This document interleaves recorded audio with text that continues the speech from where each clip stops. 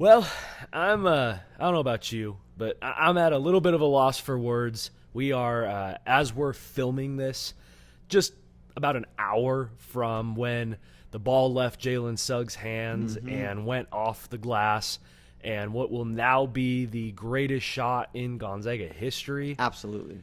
That's all I'm going to say. Give me your just initial reaction to that crazy game we just watched. I mean, what a game, man. That's an all-time college game that we just got to witness. First things first, I mean, let me just say this. If you watched our last video on UCLA, we missed on our final score predictions. This UCLA team, incredible, man. Incredible run you've had. Just a fantastic game you played for 30 or 45 minutes. And I mean, to lose on that, I feel like as Zag fans, we've been so close like that before. So, you can only kind of assume kind of the pain they're going through right now. But just absolutely incredible. Like, my blood pressure is still through the roof right now. Major shout out to that entire UCLA squad. Absolutely. This is a team that deserved to be in the Final Four, deserved No to doubt. be in the national championship game. Really, the star for the Bruins was Juzang. Johnny went off again for 29 points, hit one shot after another for UCLA. And, you can hear it. I'm losing my voice. Yeah. Had to Little hoarse. go home, drink a little bit of tea, just so we could get this off. And as always, if you do not subscribe to the channel, please do hit subscribe. Give us Definitely. a like. Give us comments as we do now preview this Baylor versus Gonzaga matchup. And a big reason you're going to want to subscribe as well as follow us on social media is we are headed to Indianapolis in just over 8 hours from now. We'll be leaving our hometown of Spokane, Washington, home of the Gonzaga Bulldogs, flying to Indianapolis tomorrow, and we will be at that national championship game Monday night. So Gonna be make sure follow us. We'll have the links down in the description to all of our social channels. We'll be posting lots of content. Let us know what you want to see as well. But we don't have much time to move on from this UCLA game. It's less than 48 hours before this number 1 versus number 2 matchup in Gonzaga versus Baylor. And it's funny, this tournament, everyone's been talking about it. Like, is this the craziest tournament in NCAA tournament history? Jalen Suggs wants to say yes after what he just did. But after all the craziness, what do we get? We get number 1 versus number 2 in Gonzaga versus Baylor. And it's a game that we were supposed to see earlier in the season. We didn't get to see. I won't forget, I was heading in to watch the game. I got a text from you maybe an hour before tip-off saying, dude, you're not going to believe this. The game got canceled. And it's almost better, right? It's almost better that here we are over 3 months later. These teams have not played each other, and we now get to watch the 2 best teams in college basketball square off for a national championship. Yeah, I mean, this tournament was crazy, and just like you said, man, at the time, it seemed like the worst day possible when that game was canceled back in December. But the silver lining now is we get an incredible game between, of course, the 2 number 1 seeds that a lot of people picked to be here at the end of the day. And as you said, man, this is the game that America's wanted to see. And had they already played, not that it wouldn't be a good game, but it's just different when you already have film from that team this year. You already played against them. You lose a little bit of that special vibe to these games. So hindsight's always 20/20, man, and I love the way this worked out. We get to see the 2 Titans clash Monday night for the first time. Well, Gonzaga does lead the all-time series 4-0, with the last matchup being the Zags' 83-71 win over the Bears in the second round of the 2019 NCAA tournament. In that game, Brandon Clark went off for 36 points and 8 rebounds. Corey Kissbert will be the only Zag who did play in that game who is still on the squad. He had 16 points, was 4 of 6 from 3. But Baylor also had 2 guys that played in that game. Mark Vital for Baylor had 17 points, 8 rebounds. He was 7 of 9 from the field.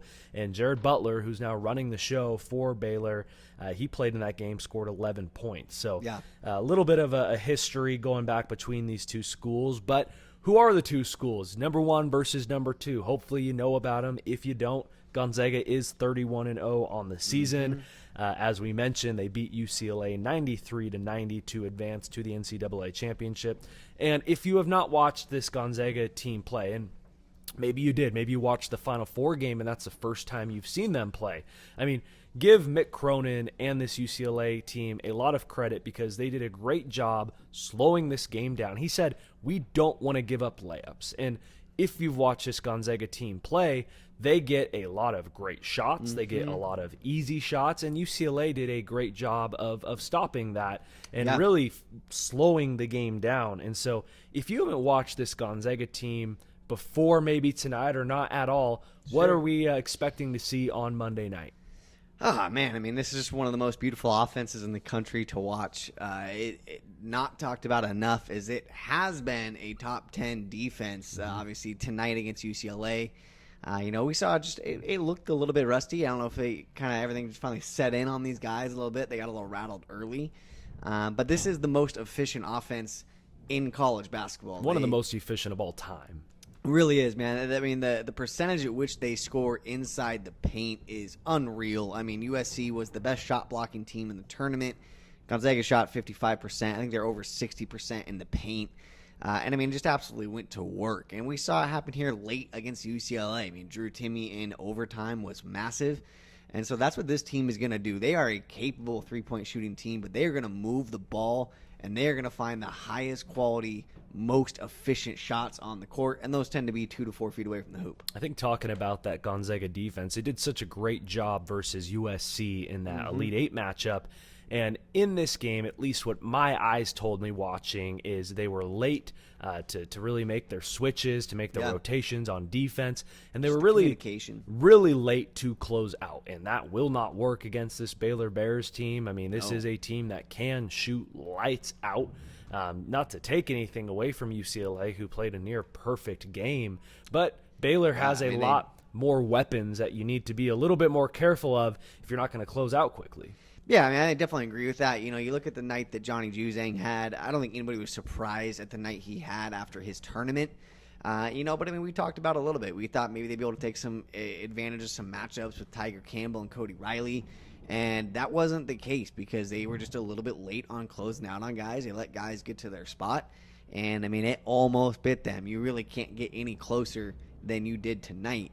And I don't think anybody's going to argue the fact that Baylor is a more talented backcourt. This is by far the most talented backcourt this Zags team will have seen this year. And you have to be tighter than what you were. Otherwise, you will get snake bit. Well, this is a Baylor Bears team who's 27-2 on the season. They beat Houston 78-59 in their Final Four matchup. We went from a game that was never close in that first Final Four matchup to one of the best games in college basketball history. And so one team coming off of a rout, one team coming off of a very emotional overtime thriller. And it's something that we talked about before we went on air, is that historically teams that come off of like you had mentioned, like the Zags are going to be tired. They played a lot of minutes, went into overtime. I just think tough game. Emotionally to come off of that high. I mean, I know this team has one goal, and it's to win a national championship, and that is still the goal. But you can't tell me when Jalen Suggs hit that half-court shot, you won the national championship in that moment, that high that they went. That's a mountaintop. That's Everest. Very, very difficult in less than 48 hours to come down from that high and do it all over again. Do I think that Mark Few and this team's capable of doing it? I do. I just believe it will be a monumental task. Moving on to Baylor and what you're going to see out of the number 2 team in the country. They are 27-2 on the season. As I mentioned, it's their first national championship game since 1948. Of course, we know the Zags were there in 2017. This is a team that started the season 18-0. They had a couple stumbling blocks. The big story of Baylor's season, aside from the success they've had on the court, is they had a lot of COVID pauses. And the last COVID pause that they had late in the season really disrupted this run that they were on. They were looking almost unbeatable. A lot of people thought that they might jump Gonzaga as the number 1 overall seed. They stumbled again to pick up their second loss. But they finally figured it out, and they are playing the ball right now that they were playing earlier in the season, where they had an argument to be the number 1 team in the country. Tell me, we've watched a lot of Baylor this year anticipating this matchup. Yeah. Tell me what we are getting in this Baylor Bears team. It is the most talented backcourt in the country. I think you can easily, it's not really an argument. Obviously, some people might say Gonzaga is right there with them. They are an extremely talented backcourt. But it might be the most talented. If not, it's the most talented the Zags have seen this year. And it's incredibly talented defensively, too. I mean, this team defensively just flies around. Mitchell is just, he's amazing up there. And I tell you what, man, this team can shoot the lights out while playing that defense, and it makes them very, very difficult to guard. And, just aside from a couple stumbles, we've seen them be perfect. Early in the season, we thought we'd have 2 undefeated teams at this point. I think if Baylor does not get hit with as many COVID pauses as they did, I think there's a very good chance that we are looking at 2 undefeated teams in the championship. Well, let's dive into the stats a little bit on these two teams. You've got a Gonzaga team who is leading the country in points per game. Going into the Final Four, it was 91.6 points per game. Baylor averaging 83 on the game. Both teams do like to shoot the three. Baylor has shot 593 threes on the season. Gonzaga has shot 520. That's 32% of their field goal attempts are from three for Gonzaga versus 39 for Baylor. And both teams also, you talk about this backcourt, it's on both sides of the floor, is Baylor has 215 steals on the season. Gonzaga has 216. Both teams can turn you over. They kind of do it in different ways, though. They really do. I think that's a great point. When I watch these two teams, what I look at, I see, Davion Mitchell. By the way, greatest nickname in all of college basketball, I think. Ever. Off night. They call him Off Night because when he guards you, you have an off night. You're going to have an off night. And for your Naismith Defensive Player of the Year, it just doesn't get any better than that. It fits. It's incredible. So, for me, when I look at this, I see this Baylor team as a very good on-ball defensive team, and they create a lot of their steals that way.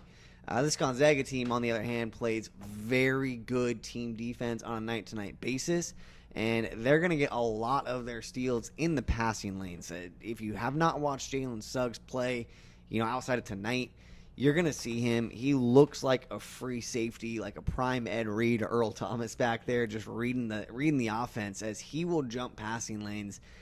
And that's where this offense really gets rolling for Gonzaga, because when he gets steals, they are breakaway steals. So it's really interesting just to see you have a very, very good on-ball defensive team. You have a very good, off-ball defensive team that's going to wreak havoc in the lanes. And it's really going to be interesting to see how that shakes out between those two. Both teams do play at quite a quick pace of play. So because of that, they do both turn the ball over. Gonzaga turns the ball over about 1 time more per game than Baylor does. Both are good rebounding teams on the season. Gonzaga does have just over 100 more rebounds than Baylor. We know how well these Gonzaga guards can rebound it.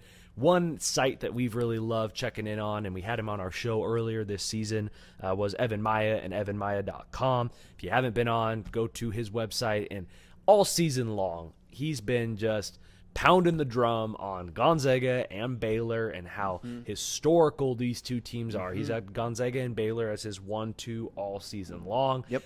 It still is. He actually had 3 of the Final 4 in his algorithm. He had Houston in there as well. But the thing that I love on his website is he has player performance ratings. And in there, Gonzaga has the top 4 players on his Bayesian rating. Suggs, Timmy, Kissbert, Ayai, and Nemhart are in there. And Baylor has 3 players in the top 15. Butler at 6, Mitchell at 10, and Teague at 15. And so the thing with this, and we'll get into our predictions later in the video, we'll give you a score prediction, but right after we do all of our breakdowns between these players. But the reason this Baylor team is the most suited to beat Gonzaga that we've said all year is Baylor's got dudes. I know we like to say the Zags got dudes, but this is a Baylor team. I mean, Mitchell is a top 15 draft pick, and this is a Baylor team who will not be intimidated. This is a Baylor team who will not back down, and it's a Baylor team that talent versus talent across the board. There's no other team in college basketball who can go toe-to-toe with this Gonzaga Bulldog team. Yeah, on paper, it's no doubt this is the only team that can match up talent-wise. We've talked about Mitchell a number of times already tonight, don't forget, I mean, this team, it's not one dude. This team has dudes everywhere. You have Jared Butler in the backcourt. You've got Flagler. You've got Meyer. You've got I'm blanking Teague. on Teague. Thank you. Yeah. Yes, I mean. And Butler, Mitchell, and Teague, by the way, have all scored 30 in a game this year. Yeah, it's unreal. I mean, the way that you have all three of those guys are plus ball handlers while being plus defenders, which is just you don't find that in college basketball. Usually a guy is a defender or he's a plus ball handler. You're not getting both. And to have three guys with that ability, it makes this team incredibly hard to guard. I think it's part of why they can shoot so many threes, because no matter who is handling the ball outside, they can either create for their teammate or get their own shot off the dribble. And that's just why they match up so well. I mean, it's going to be a little bit interesting to see. Gonzaga is focused on scoring in the paint this year, and Baylor has just demolished teams from outside. 5 guys at 40% from deep. This is no accident that they're here, and it's no accident that they are been the 1A, 1B best team in the country all year. Well, let's talk about the two men that are leading their squads to the national championship. Of course, it's Mark Few for Gonzaga. We just found out over the weekend he was awarded the Naismith and NABC National Coach of the Year honors. Mm-hmm. Huge honor, I know, for Mark and his coaching staff. It's his 22nd season at Gonzaga. He has made the NCAA tournament every single year he's been the coach of the Bulldogs. He is the winningest active coach by percentage in college basketball, in Division I basketball. At 828, he's 599 and 124 for the Bulldogs, and his teams have made 10 Sweet 16s, 4 Elite 8s, 2 Final Fours, and now we can say 2 national championship games. On the other side for the Baylor Bears is Scott Drew, and we talk a lot about, and I think people like to talk about, who's going to be the next Gonzaga. And we were talking about, me and you, about how Loyola Chicago, kind of remind me of that 2000, 2001 Gonzaga. They've been there. Mm-hmm. And what does it take for a team to be the next Gonzaga, if that's ever even possible? And your head coach has to stay. Yeah. And Scott Drew is a guy who has been at Baylor the second longest of any Big 12 coach. It's 17 seasons at the helm for the Bears. So tied for second as the longest tenured head coach. He has a school record 342 victories going into the season. Added on another 29-30 wins this year as well. And he had a 21-9 postseason record going into this postseason. He's obviously added some wins to that as well. He started his career at Valparaiso, where he had 1 season, moved on. And when he inherited this Baylor Bear program, we're not going to get into too many specifics, but you cannot imagine a worse shape, honestly, that a big-time power school basketball program could be in than this Baylor program. They actually had a criminal investigation of 2 of their players, where one of their basketball players murdered another one. Just horrible, horrific things. Yeah, heartbreaking. They self-imposed some bans on the recruiting and postseason front. And then the NCAA followed up that afterwards, and those went through 2010. And so Scott Drew just stayed the course, kept his head down, and here we are 10 years removed from that, those sanctions ending, and to have this program in the Final Four, in the national championship game. What he's done with Baylor, I believe, is as impressive of a job as we've seen in college basketball, including what Mark Few's done at Gonzaga. Yeah, it really is amazing. I mean, so many guys you see, they get into a situation like that, and they're going to bail and take a coaching job somewhere else. So you just love to see somebody stick with the school that supported them and support the school back. And, there's been some talk over the last few years of the Scott Drew can't coach crowd, just because they've had some rough breaks in the tournament. It's lazy. It's lazy, and it's not the correct take. I mean, this guy is an incredible coach. This is an incredible team, and they have earned every bit of the success that they're having this year. Well, over the past 13 seasons, he has led Baylor to 9 NCAA tournament appearances, 5 Sweet 16s, 3 trips to the Elite 8, and now a trip to the Final Four and the NCAA championship game. So we're going to go through and break down player by player. If you're not familiar with these guys on each team, we did this for the UCLA game, and we kind of gave matchups. What we don't know is how Scott Drew is going to match up defensively with this Gonzaga squad. What they did in that Houston game, if you watched it, is they switched on everything. And so Davion Mitchell is their best defender. We have a little bit different takes on how that might work out. I mean, do you put him on Jalen Suggs and just expect him to disrupt the flow of the offense? Do you put him on Corey Kissbert in terms of taking away maybe your biggest scoring threat? What do you think? How do you expect them to come out at the 20-minute mark when the ball tips? How do you expect them to play it? It's a great question, man. It's really tough to see just how they are going to choose to match up in this. In my opinion, I think Davion Mitchell starts on Jalen Suggs, and I think he's going to have a focus, just like you said, to disrupt this offense. If you let the ball get moving on this Gonzaga offense, they will pass and pass and pass until they get that layup. And then pass. And then, yeah, exactly. So stopping and disrupting that offense early is one of the best ways just to defend that. And then I think obviously you have Jared Butler, who's got 57 steals on the season coming into tonight's Houston game. He gives up a little bit of height to Kissbert, but I really don't see that being a huge issue because of how good of a defender he is. So in my opinion, that's how we start. And then outside of that, man, it's so tough because you've still got Andrew Nemhart out there. You've still got Joel Ayai, and then Drew Timmy, of course. Mark Vital is one of your most versatile defenders. He really can guard 1 through 5, just given his strength. So it's going to be interesting to see how they use him as well and what they kind of choose to do with those remaining matchups. Well, let's go through these two lineups. We're not talking about matchups. We're just going kind of guard. We're going to kind of go through the 1 through 5. This is not who we're expecting to guard each other. But for the Gonzaga Bulldogs, that is Jalen Suggs leading the show. I'll be very interested after tonight's game what kind of nickname he gets. When he jumped up on that podium, we saw the post-game press conference. He said, man, I saw D-Wade do it. I've seen Kobe do it. I always wanted to jump up on the table and do that. So I think we're going to have a nickname coming after tonight's game. But if you haven't watched him play on the season, this is a freshman who's averaging almost 14 points per game, 5 rebounds, 4 assists, and 2 steals. He shoots 49% from the field, 32% from 3 versus USC to go to the Final Four. He had 18 points, 10 rebounds, 8 assists on 7-11 shooting, 2 of 4 from 3. And he's 6'4". This is a long guard, 205 pounds. He has worked his way up to the number 1 overall pick in the NBA draft. We've talked earlier in the year, will it be him? Could it be Cade Cunningham? Could it be Evan Mobley? I think it's going to depend on what team is sitting at 1 and what their need is. But this kid has taken his team to the NCAA championship, maybe a NCAA title, and he's really worked his way into being into that conversation.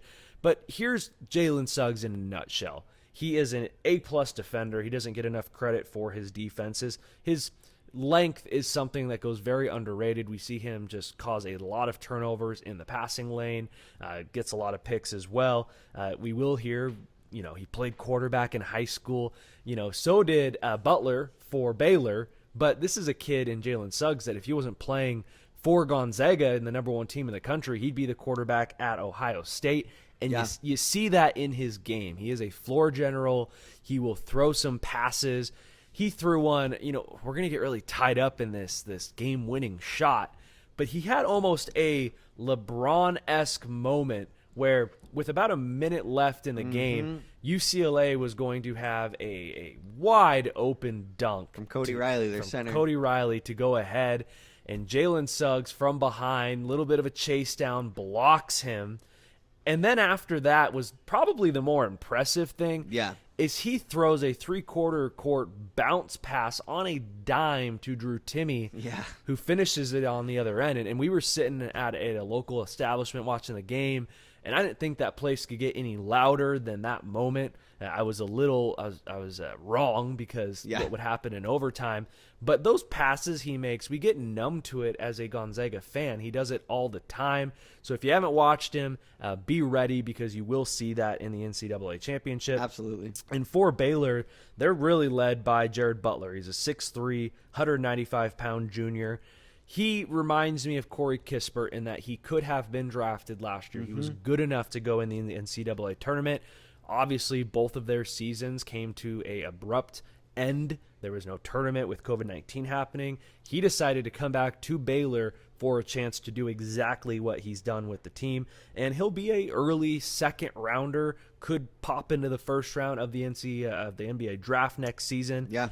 Averages 16.5 points per game, 3 rebounds, 4 assists, 2 steals, shoots 46% from the field and 40% from 3 on a high volume of 170 Absolutely. attempts. So real quick, break down these two floor generals, the two leaders running the show on these two teams. Talk about their play. Incredible. Yeah. I mean, they just are both truly incredible. To see guards with their offensive ability play both sides of the court, both of them are plus defenders out there as well. I mean, it's just one of the many matchups, whether they are a matchup or not. It's just one of the many, guys that you're going to look that are just going to be just fantastic to watch in this game.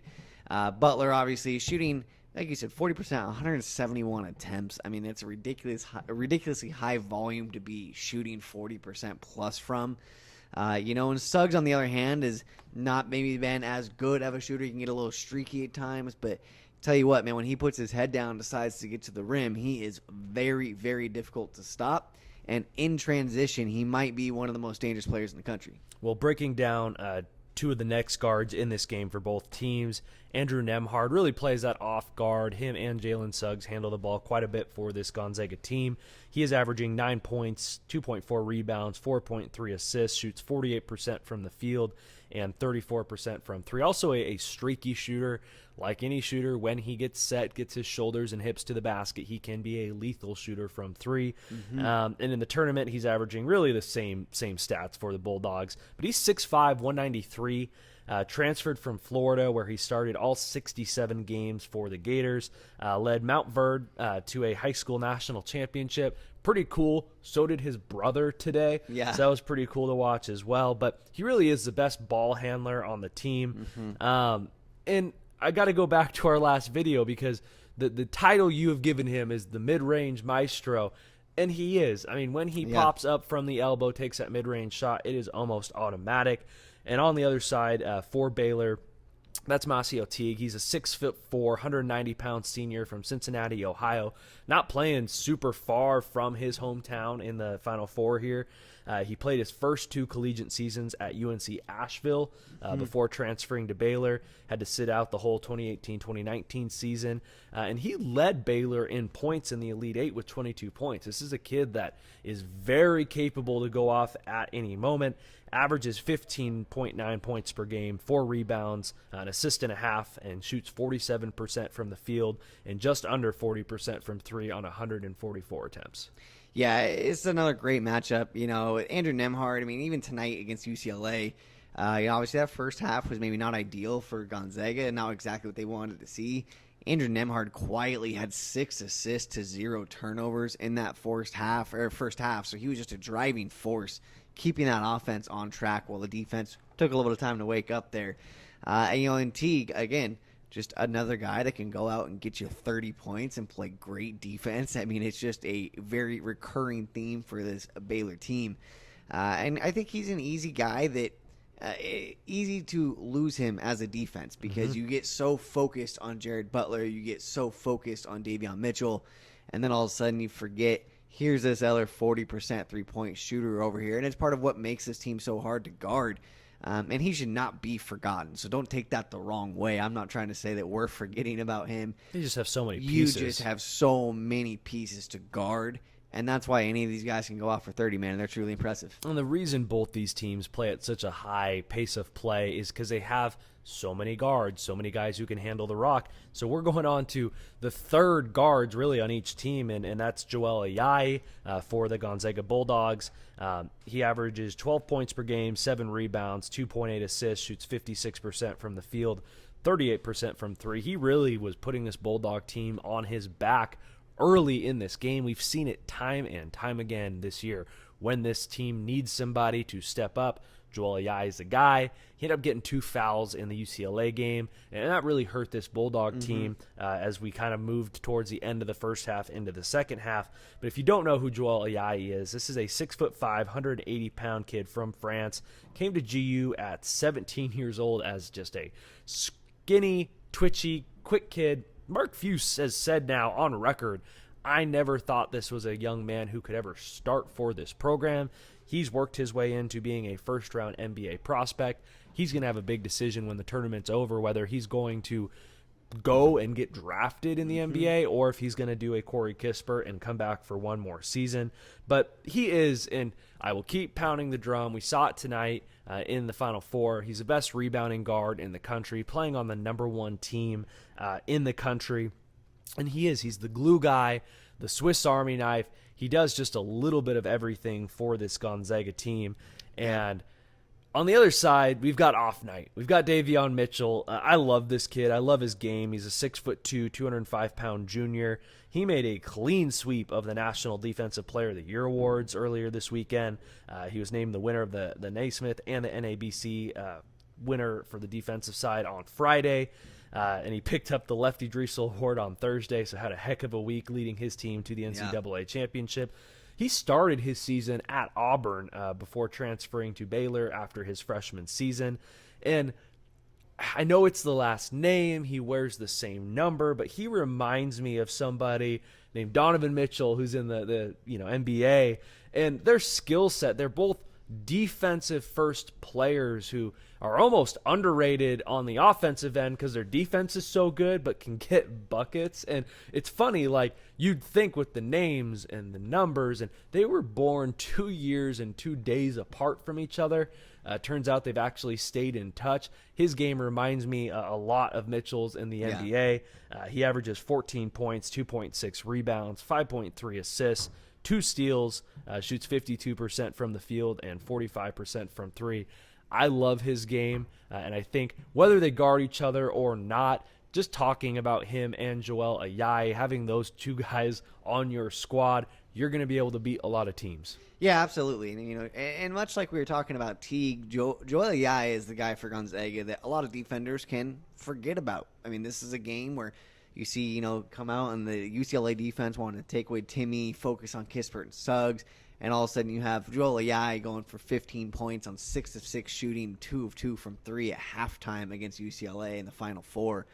And again, it's just why these offenses are so good. You have to focus on everybody. So he is that Swiss Army knife. He does everything, and he's a great calming presence when things are rough like they were tonight. Good things seem to happen when the ball's in his hand.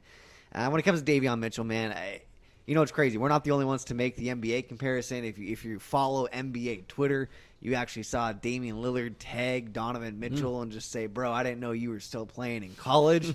Donovan said, yeah, I got 2 years of eligibility left. Damn time knows. And everybody knows. Mitchell has an incredible game. I already said it once. It's the greatest nickname in college basketball, college sports for that matter.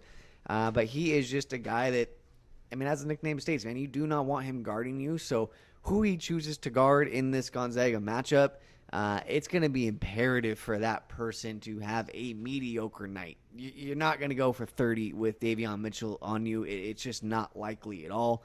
The goal at that point is to, not get shut down completely and still be an asset to that offense. So, these guys, it's going to be just so incredible to watch them out there. Davion Mitchell, too. We've talked about it. I already said it. He's a plus ball handler, and his ability to pull up and shoot 3, especially late in shot clocks. He's such a versatile guy on both sides of the court, man, and they are going to be fun to watch on Monday night. He's a guy, like when I see Jalen Suggs, he just has that it factor. He's got that fire in his eye. He wants the ball. He is just a dog that can just take the game over at any point. Moving on for the Gonzaga Bulldogs, and we're still kind of in that guard-ish, and that's Corey Kissbert. This is a guy who, just like Jared Butler, decided to come back for his senior season, and it really's paid off for him. He would have been drafted probably early in the second round last year, has turned himself into a top 10 draft pick in next year's draft. This is a 6'7", 220-pound senior from Kings, Washington. It's a super small school on the west side of Washington State, about 4 or 5 hours from Spokane. Sure. And he has just the way he's just developed his game the last 4 years, we saw the potential. Did anyone think Corey Kissbert would have as well-rounded of a game as he does now? I don't know. He's kind of been known as a three-point shooter. He's added the ability to get to the rim, became a plus defender, a plus rebounder, averages 19 points, 4.9 rebounds, 1.7 assists, shoots 55% from the field and 46% from three on the season. Every time the ball leaves his hand from three, you think it's going in if you're a Bulldog fan. And he made 9 threes versus Virginia. We've kind of been waiting for this Corey Kissbert last senior moment. Not like he owes it to any of us to do that, but maybe we will see that in the NCAA championship on Monday night. And for Baylor, we're going to talk about Mark Vidal. These are two very different players. Mark Vidal's a 6'5", 250-pound fifth-year senior. I love the quote from Scott Drew earlier in the tournament. Is he said, "Yeah, I think Mark's the only guy that's been in the program longer than I have." A fifth-year senior at Baylor. He committed to Baylor as a sophomore in high school. So this is a kid that's really been – he's the grizzled old vet that – he's been around the program for 8 years, and if you watch his game, he just does all the dirty work for this team. You could tell, like, he doesn't need the recognition. He doesn't need all that. He wants to do all the dirty work, and he does. I love this kid's game as well. He's two guys from them, Butler and him, came out of Louisiana. He averages 5.7 points, 6.7 rebounds, assist and a half, 1 steal, shoots 48% from field on the season. And so we don't really know where will he end up matching up. One thing we do know is he is kind of the quiet dude on this team that even though the numbers aren't flashy, his role is very important. It's the first thing I think of, man. I mean, every team like this has to have kind of that glue guy. And when you look at his stats, like you said, they do not pop. If you don't watch Baylor basketball and you look at those stats, you're going to say, this guy's not very good. But if you watch Baylor basketball, this guy is he's so important to what they do on both sides of the ball. His versatility on defense, like I said, he can guard the 1 through 5. And normally you don't see that. Somebody 6'5", 250 usually does not have the quickness to guard, guards out on the perimeter. They are more than happy to have him on a team's leading scorer. And so he is just that guy that does it all. And Corey Kissbert, we can't say enough good things about him. I mean, obviously been one of the best small forwards in the country this year.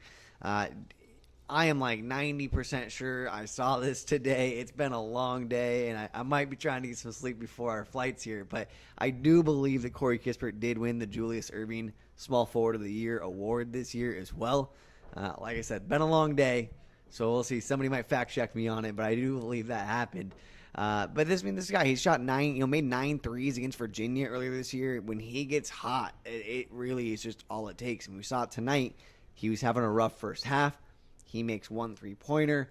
Next thing you know, 2 plays later, he's hitting a great 20-foot jump shot off a pin-down screen with about 5 seconds left to take the lead in the first half.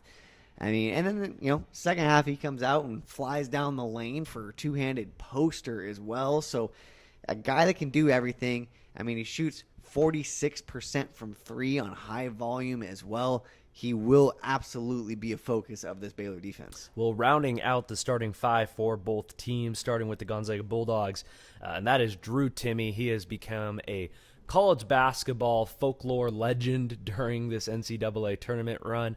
Be very interesting. Maybe the top story going into Monday night's game is what is that stash doing? He did say in an interview, like, I don't control it. Things got a life of its own. What it does, I just kind of let it do. So we'll see what he rocks on Monday night. But this is a young man. He did win the Karl Malone. He's a Karl Malone Award winner for the nation's top power forward. Yep. And he averages 18.9 points per game, 7.2 rebounds, 2.3 assists. Shoots 66% from the field, which is just insane. 6'10", 235-pound sophomore, and he is just a solid fundamental big. He doesn't get enough credit for his athleticism. He may not look like he'd be athletic. He can handle the rock. And my partner here on the show for months has been pounding the Drew Timmy has the best post footwork in the country drum. That may be the easiest observation you can make all year during college basketball. You say that now. I mean, I was a little early on the train. If you watch him play, I mean, it's a thing of beauty to watch him work down in the low post. And he, late in this UCLA game, he really just took this team and put them on his back. I mean, especially in overtime, he was just getting fed over and over. Looked like he could kind of score at will, which you love to see. And he's a kid that I've been pounding the Drew Timmy will be drafted for a long time. It could be sooner than a lot of Zeg fans would like to see. This is a kid whose game will actually fit very well at the next level. And for Baylor, it's Flo Thamba. He's a 6'10", 245-pound, 7'5" wingspan, originally from the Democratic Republic of Congo.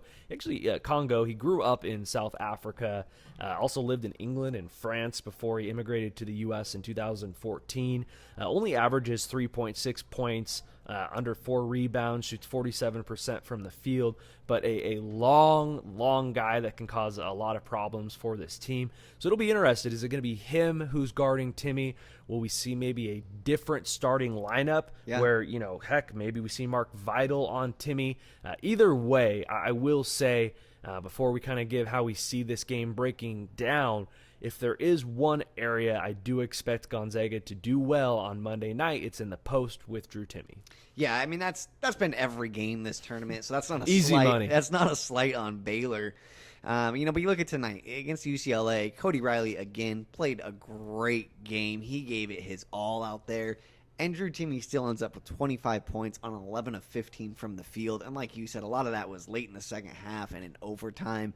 He just looked like when overtime started, he just decided that they weren't going to lose that. And, of course, Jalen Suggs was the one that brought it home. But Drew Timmy absolutely was outstanding. And tell you what, man, I know a lot of people say he's not athletic enough to make the NBA. The NBA is while they value athleticism, there is always a spot for highly skilled players. Yeah. There is. And he is incredibly skilled in the post. We've seen him go against Evan Mobley, who was considered the best shot blocker in the country and a top 3 draft pick, and absolutely just go to work down in the post. So that will be an interesting matchup. And for Thamba as well, I mean, again, another guy with a lot of length, like you said, that can cause problems. And I think a big thing is just, can he put that to use? If he does, it makes this a whole lot more interesting. Well, that's the starting 5 for the Baylor Bears and the Gonzaga Bulldogs. I do quickly want to go just kind of to the guys who we will see in the rotation, throw a couple names out there. Gonzaga really, once the tournament began, only runs a 7-man rotation if they can.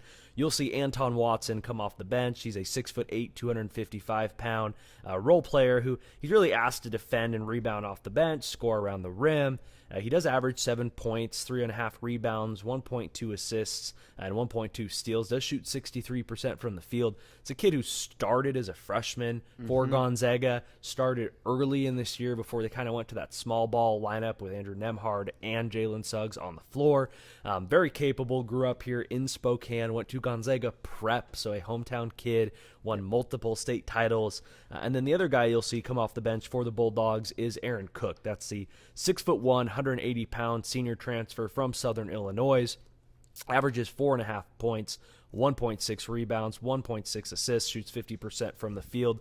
And he does shoot 35% from 3. We've seen flashes from Aaron Cook, and we saw a little bit of it tonight in the UCLA game, that he can spell some good minutes, has a little bit of that senior leadership you like to see out of a grad transfer. And for Baylor, going through kind of their role players, at guard you have Adam Flagler, who is a baller at 6'3", 180 pounds, third-year sophomore transfer, a guard from Georgia. Played his freshman season at Presbyterian before transferring to Baylor in the summer of 2019. He did have a team-high 16 points in their Sweet 16 victory over Villanova, averages 9 points, 2.3 rebounds, 1.4 assists, shoots 45% from the field, and 42% from 3 on 100 attempts, which is a very high volume for a bench player. So he can come in and play high-quality guard minutes for this Baylor Bears squad. They go more 8 deep. Gonzaga goes 7 deep. I've been saying for a long time, the way you beat Gonzaga is to go deeper on the bench. I was thinking maybe 9 or 10, but having an extra body out there, capable body, could be a big deal for Scott Drew's team. Yeah. Other guys you will see play some meaningful minutes is Matthew Mayer, 6'9", 225-pound junior. Scores 8 points, 3.8 rebounds, an assist, 1 steal, shoots 48% from the field, 40% from 3, and he's just kind of that slasher. He had a team-high 17 points versus Wisconsin in the round of 32, so you will see a lot of him as well. And then the final guy, you call him Jonathan TT. I'm going to make a run at this. Jonathan Tutachua. He's a sophomore, 6'8", 245-pound, third-year sophomore who originally came from Cameroon by the way of Australia. He did play his freshman season at UNLV before transferring to Baylor in the summer of 2019. Averages 6.3 points, 5 rebounds, shoots 56% from the field. Give me just a couple names real quick, guys who are going to play meaningful minutes who you could see making a difference coming off the bench for these two teams. I mean, right away, it's Aaron Cook. He's been the spark plug for this team. We saw it tonight. It looked like Gonzaga was struggling a little bit, especially defensively. Cook came in right away and just kind of tightened things up, had some great plays on offense. So I think he's huge. And for Baylor, I mean, it's a toss-up, and I don't even know if you can just pick one because I think Flagler and Mayer are both likely to have solid games. They can all score double digits off the bench. Absolutely. And, I mean, these are guys that you can't look at their stats because they're much like Gonzaga. They're such an unselfish team that they don't care which one of them is scoring all the points. They're going to find the hot hand. They're going to feed it. So, I mean, if I have to choose between those two, I think Flagler is in line for a good game. But like I said, it very well could be both of them having a great game and causing issues for Gonzaga. Well, we do now have a Vegas odds. Gonzaga just came out as a 4.5-point favorite with the opening line. The over-under is 160 points. Steve, give me your final score prediction for the Zags national championship game versus Baylor, and tell me how you think the game will play out. Yeah, I mean, right away, we talked about this. I think my prediction would have been a little bit different before I saw the game that Gonzaga played tonight. Like we talked about, man, they are on the top of Everest right now after that monumental, just incredible win. And to be able to just go to sleep tonight, wake up, and go to work in the film room and get ready for this Baylor squad, it is incredibly tough. That being said, I mean, it's going to be another all-timer game. I really feel that way. I think we're going to see just some really good defensive stretches out of both teams. Like we've talked about a lot, these guards on both sides can definitely get steals and get out in transition. I think we're going to see that for bits and pieces, but not consistently. It's going to be a close one. I'm not picking against my Zags at this point in time. It's 81-78 Gonzaga. If I'm wrong on that, if Baylor pulls this out, am I surprised? Not in the least, because this is an incredible team. But I'm rocking with them through the end, man. 81-78 Zags. It's easy to watch. It's kind of like when we watch Gonzaga just pick apart USC. We're just like, God, they're going to just walk all over UCLA. We were very wrong in that prediction. Absolutely. We watched the game with some other Gonzaga alums, and a gal next to us early in the game, asked us, what are your final score predictions? And we said, Zags are going to, I think, take care of UCLA by 20. She said, I think they're going to win by 5. So maybe we need to have her on the show to do this prediction. Definitely. Yeah, we can handle everything until the predictions. Then we just grab her. But it's exactly it. Is Baylor is just coming off of a huge win over Houston, and I think it's going to be a flashy, sexy pick to say, they took care of Houston. Gonzaga could barely take care of the 11 seed, so I think it will be a sexy pick to pick Baylor. That being said, we've gone this far to do one thing, and that's to win a national championship. We know this team has one goal in mind, and do I think that Mark Few can get these boys in bed tonight, get some rest tomorrow, and do I think they have 40 minutes left in them to win a national championship? I do. Flip a coin on this game, guys. Like these teams could have played the last 3 months. It's one of those games that you almost wish we got a 7-game series. The NCAA tournament's so great because it's one game, and we're getting Game 7 on Monday night. But, guys, these two teams are two of the best college basketball teams in history, regardless of what happens Monday night. All of that being said, I have the Zags winning 82-80. And what I see is Jalen Suggs. Why not? We saw it in the WCC championship when the Zags looked like they were back on the ropes and that the Cougars were going to shock the world. And what happened? This young man out of Minnesota put this team on his back and said, I'm going to go take this. This is mine. Yep. And we saw it in that UCLA game that he said, like, he's so sometimes like we wish he would shoot the ball more. We wish he would do more. But when he needs to, he can take over a game. Yeah. I expect him to be voted the player of the game, to just go off for this Gonzaga Bulldog team, 82-80. I do think, they said it at halftime. Last team that has the ball is going to win, and I think it's going to come down to the same thing on Monday night. Let us know down in the comments what your final score prediction is. Let us know what you want us to cover when we head to Indianapolis. And now we are about 5 hours from heading to the airport. So make sure and let us know down in the comments. And follow us on social media. We'll be posting lots of stuff on Twitter. That's the best place to follow us during the game as well. But we are now less than 48 hours from watching our Zags head to their second national championship in program history, and hopefully for the first time bring a national championship back to Spokane.